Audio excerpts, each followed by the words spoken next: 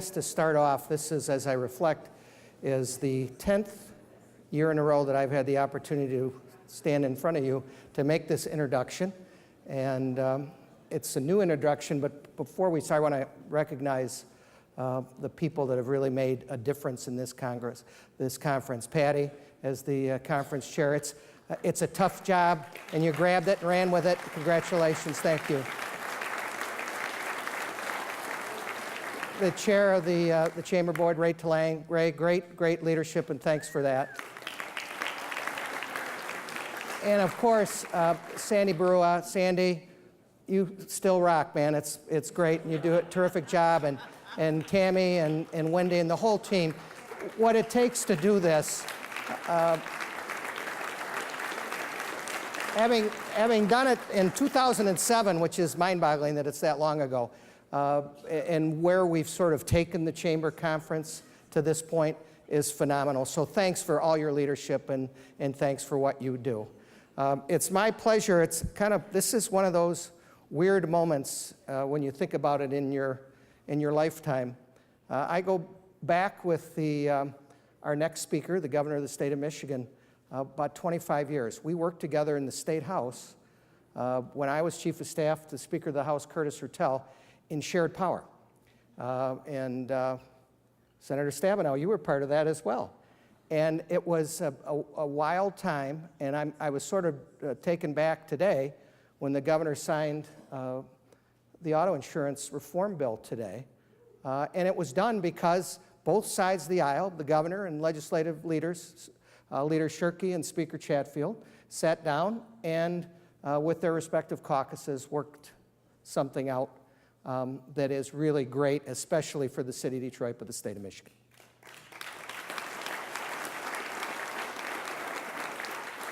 And, you know, I'm taken back to that time because you had split government and you had to figure out what to do and how to do it.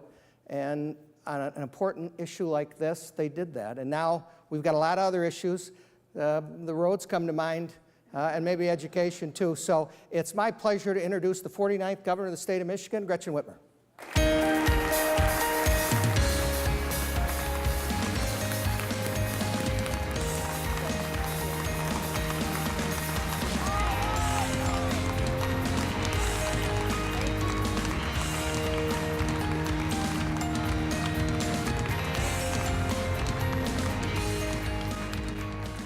Well, thank you. I really appreciate that and appreciate that introduction.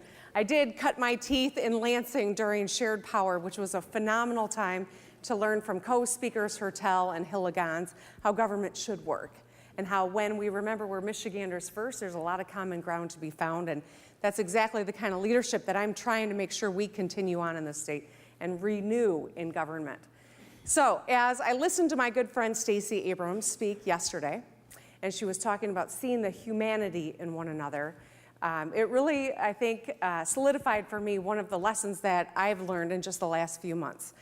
I spoke during the State of the State, and the part of that whole hour-long speech that I got the most positive feedback on was when I said we need to get back to seeing the humanity in one another. And I identified each of the four leaders and told something personal about each of them. Mike Shirkey, the leader in the Senate, who's married to Sue and lives on a beautiful lake in Jackson and has 12 grandkids and loves Cheese Whiz. Seriously. Lee Chatfield, the Speaker of the House, who has 5 children, lives here in the northern part of the Lower Peninsula and just celebrated a birthday this last weekend.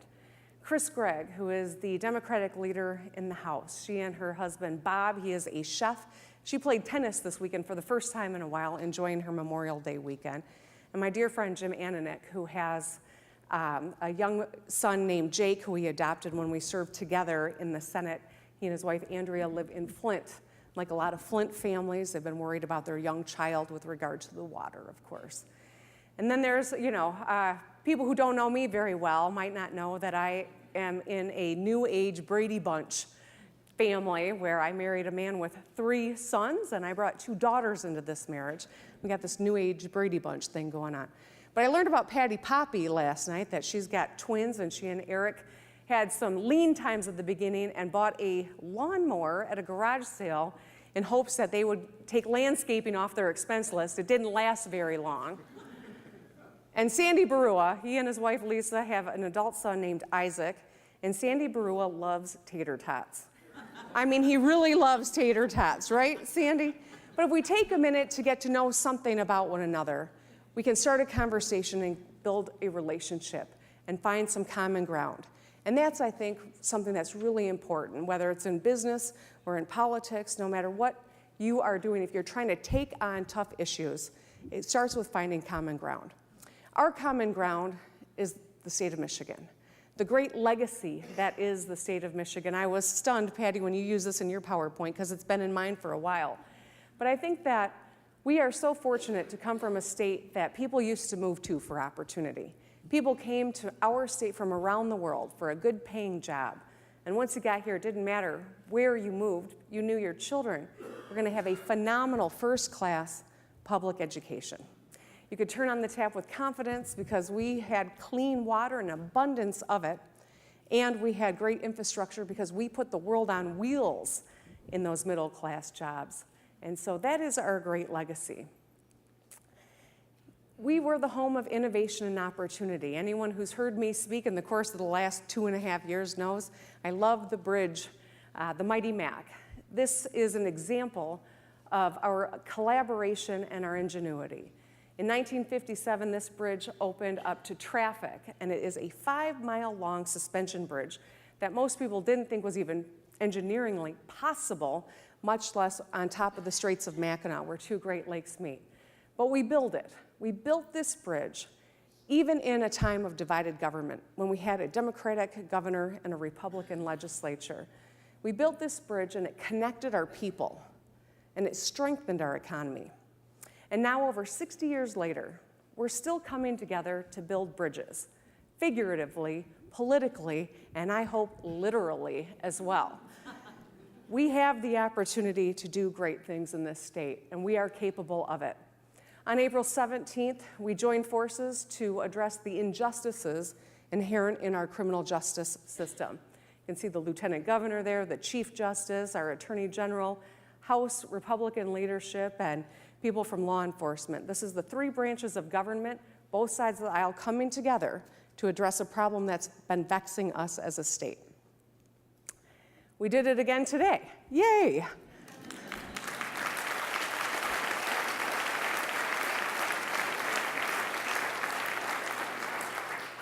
I'm sorry to say Jim Ananick is not in this photo, but he was there, and this is a picture, of course, of the leaders and me and the Lieutenant Governor signing the bill today.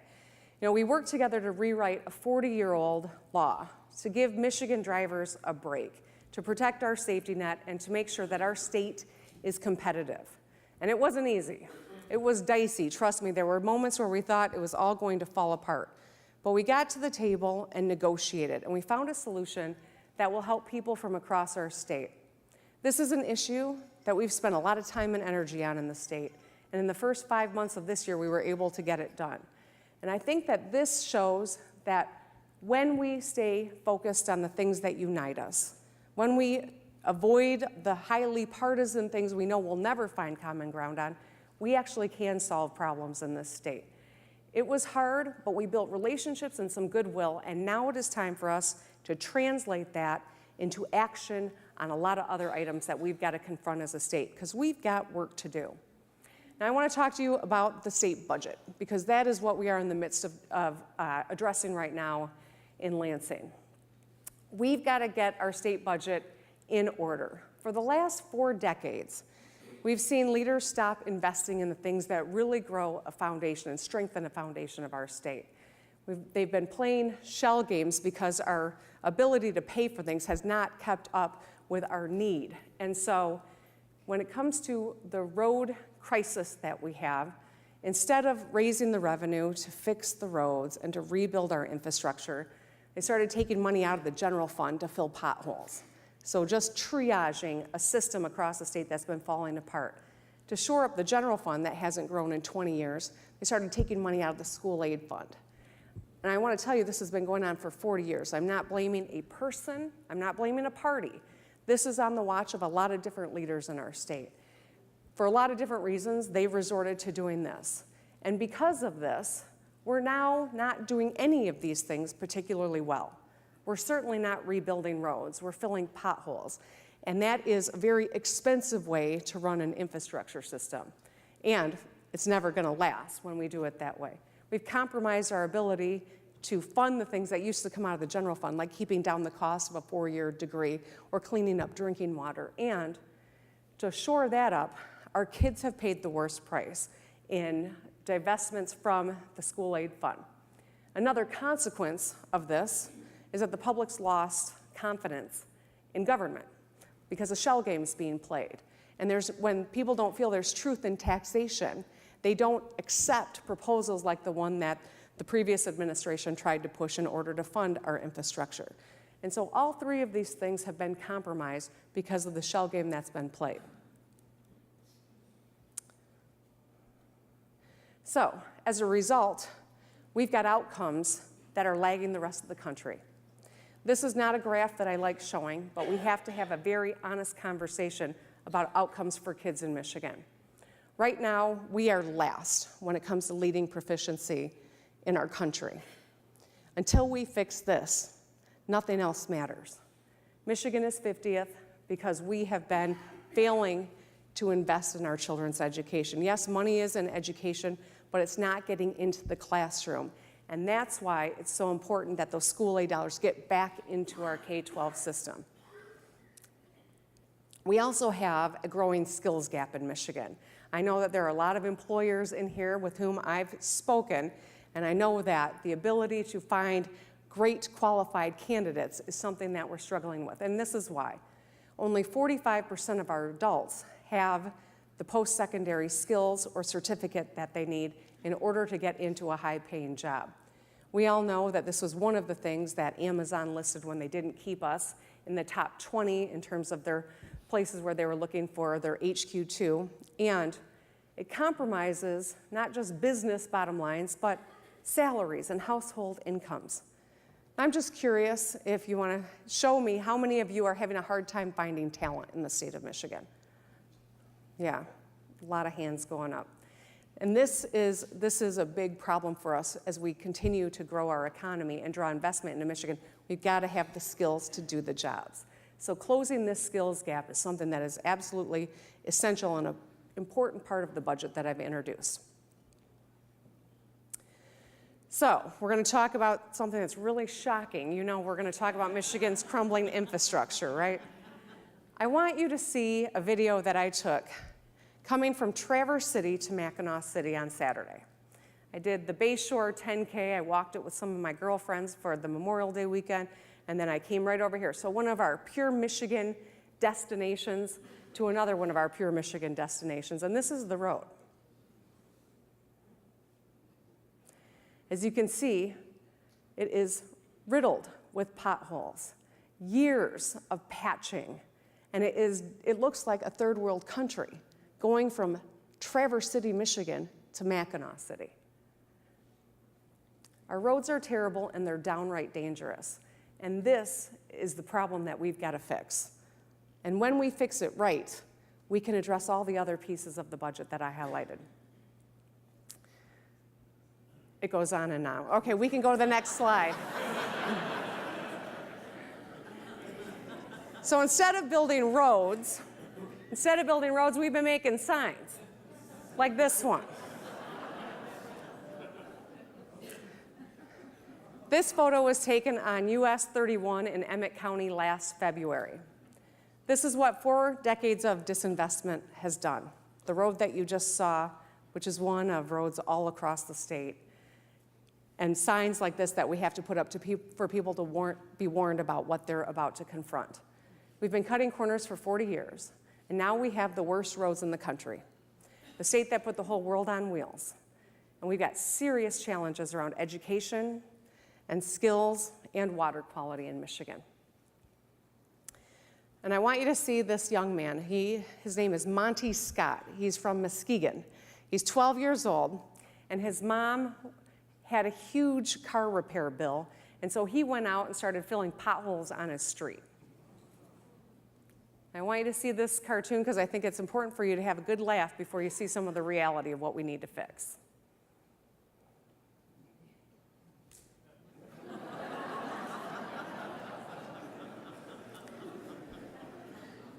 The Director of Transportation in Michigan, Paul Ajaba, uses this sometimes in his presentation. He's putting his head down. I can see him.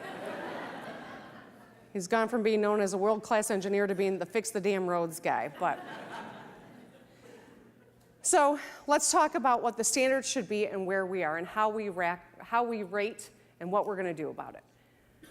The national standard is 90%. At any given time, a state's roads, 90% of them should be in good or fair condition at any given time. You should be only working on about 10% of your infrastructure. Unfortunately, before the 2015 gas tax, this was the trajectory that we were headed on. And as you can see, we were falling fast. Then came along the 2015 gas tax, and people were told that the problem was fixed. But in reality, here's how it changed that trajectory. It just slowed our decline. And that's what we are confronting right now. So while the standard is 90%, currently we are at 78% of our roads in good to fair condition. Clearly, some of you who live in metropolitan Detroit are thinking, how are we even that high, right? But that's where we are. The thing about roads is that there's no such thing as the status quo. You can't do what you're doing today and expect it will stay the same. You're either declining or you're rebuilding, and that's the problem, and that's where we're headed and why we need a bold solution to change this trajectory. We will drop from 78% down to 65% in just 2 years. It's a 13 percentage point drop. It'll be about 50-50 by 2026, and that is truly where we get to a point of no return. And that's why it's so important that we change this trajectory now.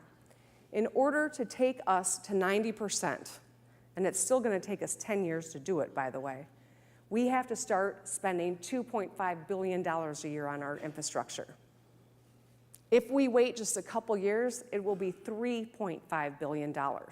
And with the cost of construction going up, it could be even more than that. But that is the challenge that we have. Now, our roads are bad, and potholes can damage cars and be downright dangerous. But I'll tell you what keeps me up at night: the state of our bridges. I ran about bridges, but I want you to know about some of our Michigan bridges. This is a picture from the Detroit Free Press that ran a couple weeks ago. This is the Miller Road Bridge in Dearborn. This bridge was built in 1931. It's 89 years old, and it is the bridge right outside the Ford Rouge factory. Across this bridge, trucks full of brand new cars that we're making right here in Michigan travel every day. Clearly, buses full of school children travel over it as well. And thousands of Michiganders cross that bridge. Right now, it is being held up with a patchwork of 524 temporary supports. Michigan has over 11,000 bridges in this state. And of those, 1,000 of them have weight restrictions right now because they cannot handle the weight for which they were originally designed. 800 of them are in poor condition. More than 400 of them are in serious to critical condition. And 49 are completely closed because they pose an imminent threat to our safety.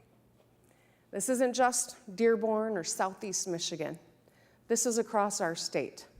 In Charlevoix, there's a drawbridge. Anyone who's been across it knows it is beautiful, and sometimes it holds you up because there's maritime traffic, but the drawbridge keeps getting stuck. And so it not only impedes road traffic, it impedes maritime traffic too right now. That bridge needs to be rebuilt. I want to give you just a little bit of perspective. One school district in our state, the Livonia Public Schools, on an average day, their school buses go over bridges over I-96 600 times in just one school day. This is the real threat to our safety, and it's a threat to our economy. If that bridge outside of the Ford Rouge factory goes down, think about what it means for our economy. But the most important thing is think about what it means to our safety. I want to show you this bridge collapse. And this is what I talk about when I say this is what keeps me up at night. This was in Minnesota. 140,000 people used to travel this bridge every single day. This collapse killed 13 people. It injured 145. After the collapse, the Minnesota State Legislature raised the gas tax and raised $2.5 billion for a bridge improvement program. We can't wait until after a tragedy for us to solve this problem. We know this exists. We know it's real. We know the consequences, the human consequences. We know the economic consequences as well. If we're going to make Michigan a safer, more successful state for future generations, we've got to start now. We have to think about kids that are growing up in Michigan, those second graders whose cards I read to you during the welcome remarks yesterday. Kids who are attending our public schools and are falling behind, or communities that are worried about their drinking water. School buses that are going over bridges. So, what's it going to take? Well, I think that there have been study after study drafted and written and done by various groups, and the figure truly is at about $2.5 billion. I listened to a radio interview the other day, and they said, oh, the number keeps changing. Well, the number keeps growing because we haven't actually fixed the problem, and that's why the numbers changed. But it is at about $2.5 billion. And the Snyder administration did a report as well, and just so that we have an honest conversation, wanted to make sure that we acknowledge that's what it's going to cost. So I put a plan on the table, and it wasn't an easy plan to lead with. But I ran on fixing the roads, and when I sat down with Director Ajaba, I said, what is it truly going to take? To get to a $2.5 billion investment, a gas tax from all of our studies appeared to be the best way to go about doing it. So the gas tax has to be about 45 cents to raise $2.5 billion. And I know that's going to be hard for a lot of people in our state. So we phased it in over the course of a year and about a year, 15 cents. Now, I did an interview the other day, and they said, oh, I know you want to raise the gas tax. I said, I don't want to raise the gas tax. But this is the problem that we're confronting as a state. And no more phony solutions. Every time we don't tackle this, it gets more expensive and more dangerous. And so this is a real solution to get this done. It raises the $2.5 billion in the form of a user fee. And the thing that I think makes the most sense about a gas tax is that it is constitutionally protected from that shell game that I told you about a little while ago. Because under Article 9, Section 9 of our state constitution, every penny will actually go into our roads and bridges. Like roads in metropolitan Detroit, which, because we have an old system of prioritizing dollars, this new way of doing it with this gas tax means we can prioritize the most distressed roads and the most economically important parts of our state and not continue to go through Public Act 51, which is a 68-year-old law that doesn't address the problems that we're really confronting as a state. This is a real long-term fix for our infrastructure problem that I put on the table. This gets us to 90% by 2029. And when you rebuild roads the right way, you won't see orange barrels every other year like I know you feel like you see them now, because they'll actually be rebuilt and last for decades. When we can maintain them properly, we can get decades more out of them. Now, the cost of inaction is something that I wanted to make sure that we had a minute to look at.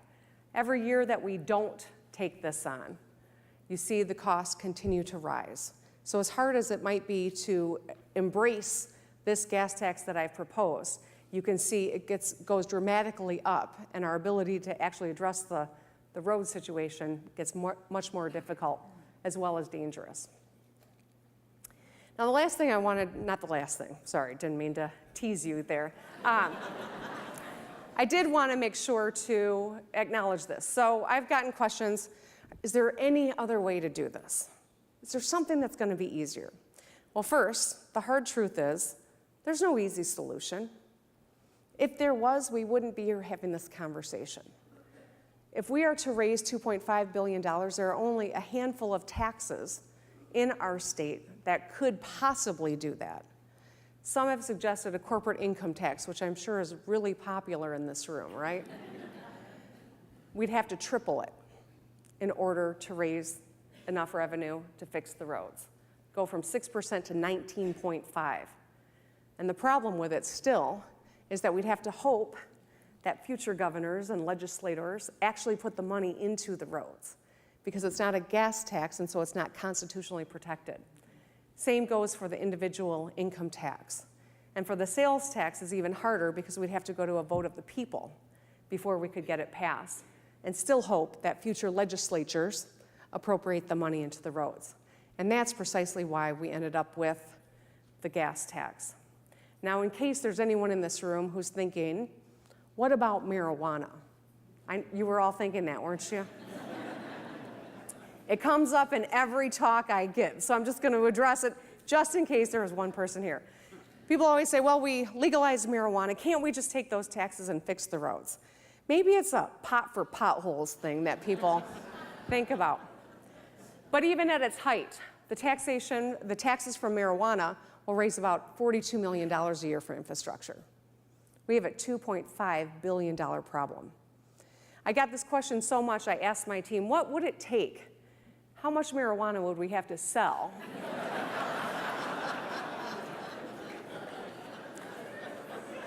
Wait till you hear the answer. Every man, woman, and child would have to smoke about $2,500 of marijuana a year to fix our roads. And let's be honest, at that level, no one's going to care about the damn roads.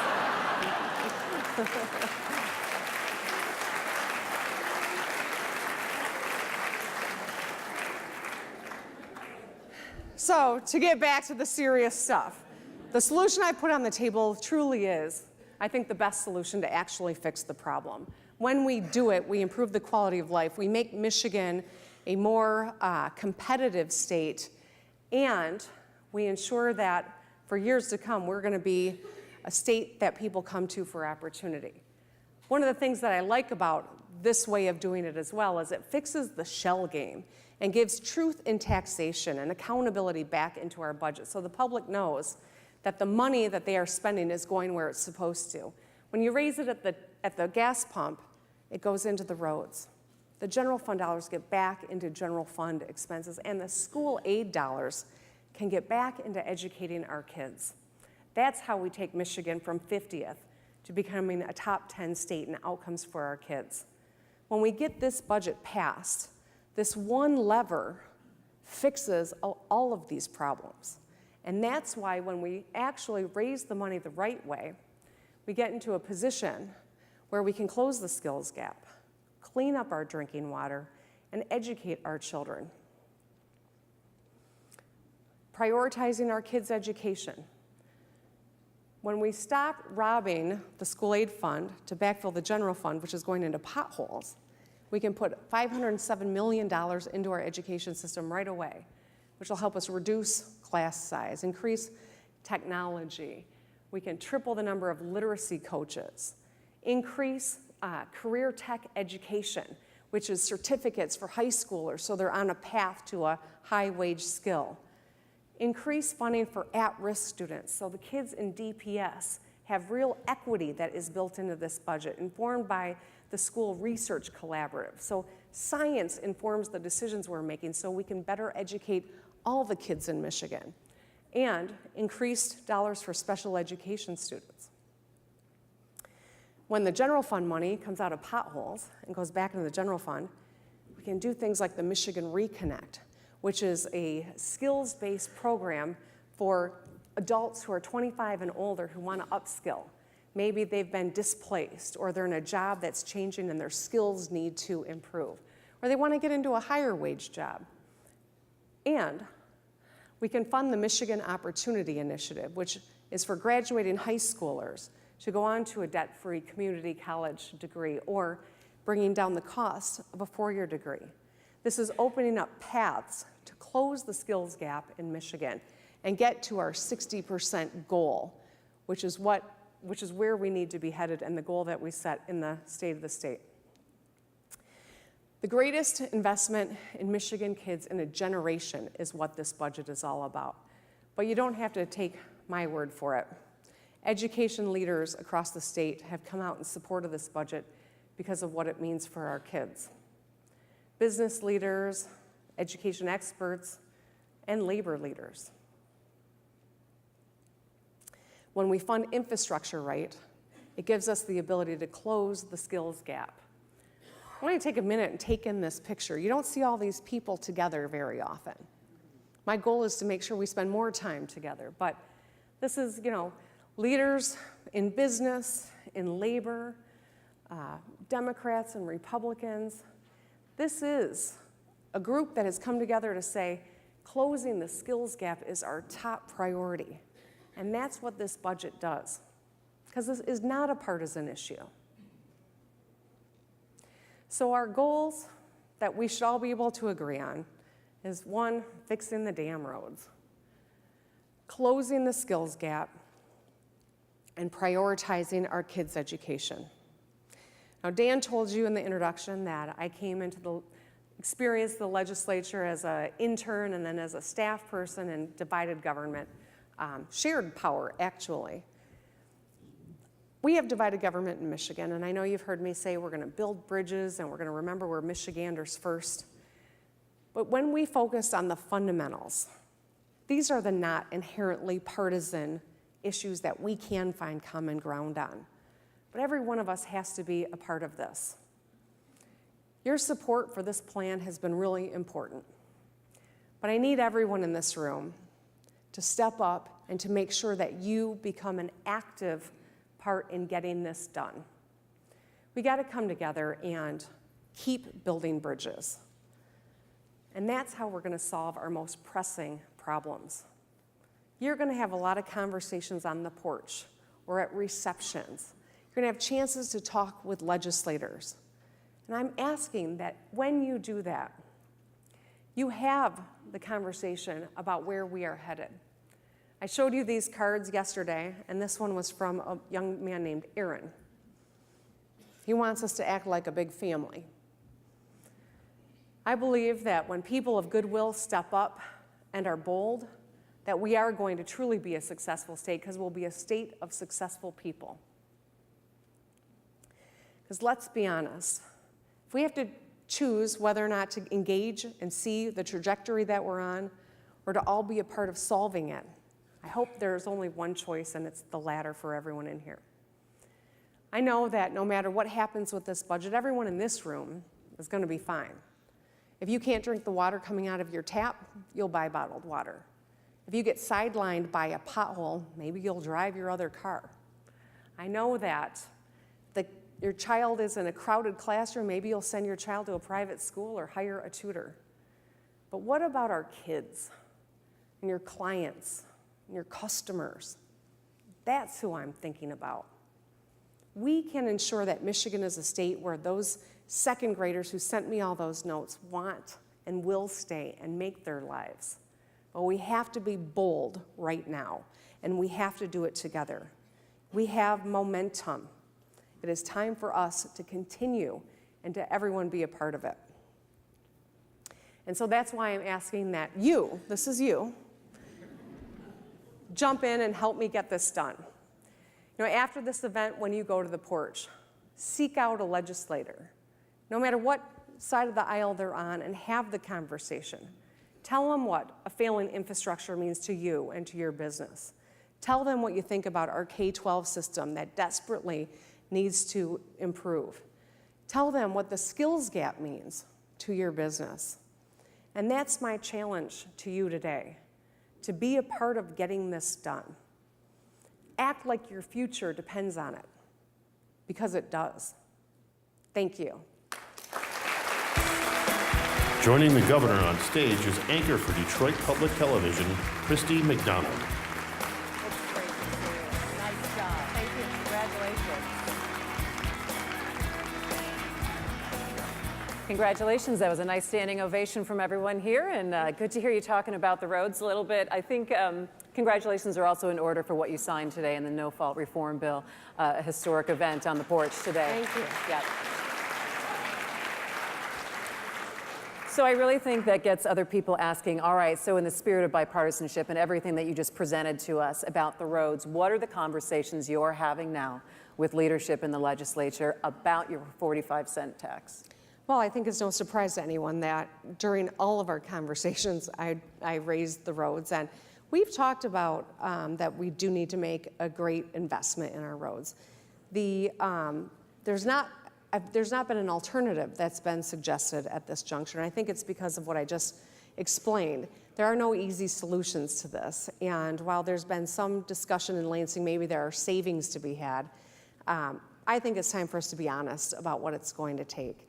And to pretend that after 8 years of, the last administration and the last group of legislators, that there could be any further savings in government to solve this problem is not real. And that's why I think there's going to be earnest conversations that get started as we leave the island and with this momentum and goodwill that's been built up on the last tough issue that we tackled. But we need to get serious about whether it's a gas tax or if someone has a different idea that actually fixes the problem. I've said I'm eager to have that conversation. You're totally open to that, to hearing that. It's interesting, though, when you talk to people about the 45-cent gas tax, there is this larger philosophical conversation they have about trust in government, that if they give you that money, are you going to be doing the right things? Are you going to be fixing the roads in the right way? And how can we kind of change that conversation, or how can you tell people, yes, trust us, when I think people have really built up a distrust of what they're doing in government? Well, I tell people all the time, I agree. I'm frustrated as well. You saw the 2018 gas tax and how it didn't change the trajectory, just slowed our decline. We were sold a bill of goods and told that it actually fixed the problem when everyone knew that it really didn't. I think it's much better to take a hard vote that fixes a problem than to take a hard vote that actually just mitigates the damage that's being done. And that's why I said, if I'm going to lead with a tax to fix this, it's got to be big enough to actually fix the problem. Because I don't want to ask the legislature to take a hard vote and have this conversation again in 3 years and lose trust, further erode trust in government. The gas tax actually ensures every penny goes to the roads because of the constitutional protections. And so a future legislature, a future governor can't redirect those dollars. People will see their money at work. And we know that there's an appetite to make investments because we see bonds at the local level pass all the time. Right. But they don't trust the state, and that's why it's important for us to do it this way, I think. We talked a lot about relationships up here and how that's how you can get things done, by making sure that you start having relationships with people and you build that trust. How would you characterize your relationship with the leadership in the legislature right now? I think we've got a good relationship. It's been certainly, getting to know one another. I've met with the quadrant every other week since the first of the year. That's not happened in at least 3 governors, and I think that was something that's really important. Sometimes our meetings, they're just a half an hour and they're not very substantive, but sometimes we get right into issues, but we're getting to know each other and build trust that way. And I know this. You're never going to be able to find common ground if you can't even talk to each other.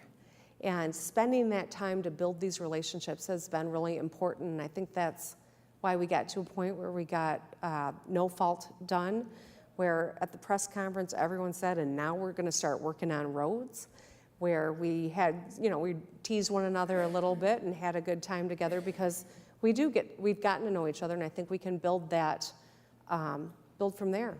What about pressure in terms of timing when people say, all right, can you get a budget done by the end of June? Because that's what people have come to expect, even though you have until October.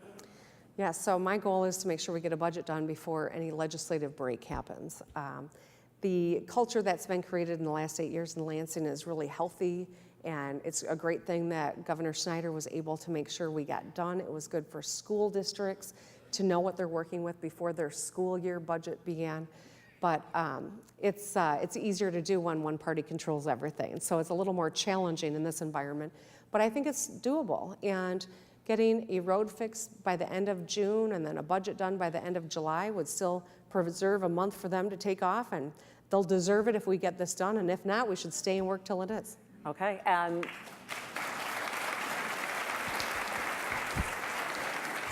with that, and if you are able to come to a budget, we're talking about education as well. And you have outlined an aggressive, also a boost in funding for education. People say maybe we should be spending our money that we're already spending on education better. How would you counter that? Well, you saw how we rank with regard to outcomes for kids. The slide that I use as I travel the state and give the budget presentation, there's another one that shows our growth in education spending. We're dead last in that as well. In fact, we've moved backwards because of these withdrawals from the school aid fund. And so we have to make the investment. When we make the investment, we can drop class sizes and support kids with counselors and career navigators and create opportunities for them in the schools that they don't have that we used to. And so it's a piece of it. Does additional investment alone fix all of the issues that we're confronting as a state in education? No. But it is an important piece of it, and that's what this budget recognizes. Anything that you're looking at in terms of changing the governance of how we run K-12 in the state? Well, you know, we've got an interesting system with regard to a state superintendent that is decided by an elected board of education. That person, the state superintendent, is a brand new person, Michael Rice. He's a wonderful leader, comes out of Kalamazoo. He will be a part of my cabinet, even though I didn't hire him. So it's a weird system that we have. Is it a system that we should change? Perhaps, but it's what we have now, and I'm going to work to make sure we're successful with it. And so that is, I think, a challenge, but also an opportunity. I look at every challenge as an opportunity. I have to. You know, a lot of people, we know about the roads. We're talking about education, and we're talking about skilled trades. Give us a sense of maybe a little bit down the road, what are three other things that you're going to be looking to tackle? Well, you know, the skills gap is real, and to get to 60%, I set 60% as our state goal because as you look across the country, up until February, we were one of only 9 states that didn't even have a formalized goal for post-secondary attainment. And setting a goal is important. Great expectations beget great results, I believe. But we have to have a plan to get there, and that's part of what this budget does. It's also the My Opportunity Initiative and the Michigan Reconnect. I'm grateful to have the State Chamber of Commerce and the Detroit Regional Chamber and Business Leaders of Michigan to be supporting those initiatives so that we can close that skills gap. But we need to make sure Michigan's a welcoming state that people come to, because just improving our current residents' skills are not going to be enough to meet that goal. We've got to make sure that we continue to draw people into our state, and that's an important part of closing the skills gap as well. All right, I'm going to swerve a little bit away from policy into some conversations that I've had with people around the Grand Hotel in the last couple of days, because I don't think you can ignore the fact that we have a female governor standing in front of the room. And when you talk to business leaders who are women here, and the example of someone standing behind the podium, standing in the front of the room, that is a powerful example. Right now, there are still only 6% of the CEOs of Fortune 500 companies are women. But what would you say to the women who are here at this conference, who are looking to make that next leap in terms of leadership? What have you had to give up to get to this point? What have you done to get to this point? And what would you tell them and advise them? Well, you know, I think there are some wonderful female leaders that are here at this conference. I mean, the chair is, you know, a ceiling shatterer herself. It's really, we broke ground at the Veterans Home in Grand Rapids the other day, and Mayor Bliss was there, and their state senator, first woman from that area, was there, and me, and the adjutant general, our token male, at a Veterans Affairs event, which was just remarkable. But, you know, I think that there's enormous opportunity for people who work hard. And that's the basic, most important thing that anyone who's had some success has done, is gritting your teeth and doing the work. Certainly studying the issues and building relationships, but hard work. After this last election, people said, oh, it was a pink wave, and I always thought that just minimized what happened. Maybe it's because there were more barriers that the female candidates worked harder, but I do think it was the people that worked the hardest who find success, and that's a tribute to everyone who's in a leadership role, male or female. So we only have about 20 seconds left, and I'm told it's about happy hour time, and I hear that there's this new beer out. It's called the Gov. Have you had it? I've heard of it. It's, I have had it. Yeah. So and you're going to be drinking a little bit down the hill, I hear. So I am. So the Lansing Brewing Company, they created their first beer after Virg Manero, and it was called the Angry Mayor. And then they asked if they could create one, and it's called the Gov, and it has a picture of me with a wheel in one hand and a tire iron in the other. it's a good picture, though. It's a pretty good graphic. And it's an Indian Pale Lager, and it's quite tasty. And that's where you have to go right now, ladies and gentlemen. Governor Gretchen Whitmer. Thank you.